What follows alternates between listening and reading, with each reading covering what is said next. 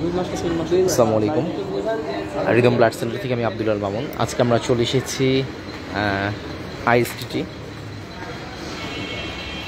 Institute of science trade and technology,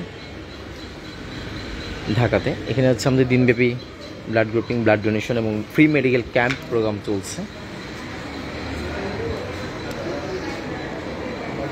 আমরা দেখতে পাচ্ছি এখানে আইএসটিটি শিক্ষার্থীরা স্বেচ্ছায় রক্তদান কর্মসূচিতে অংশগ্রহণ করছেন এবং স্বেচ্ছায় রক্তদান করছেন।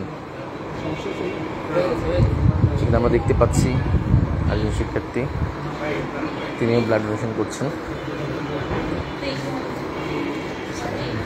জি জি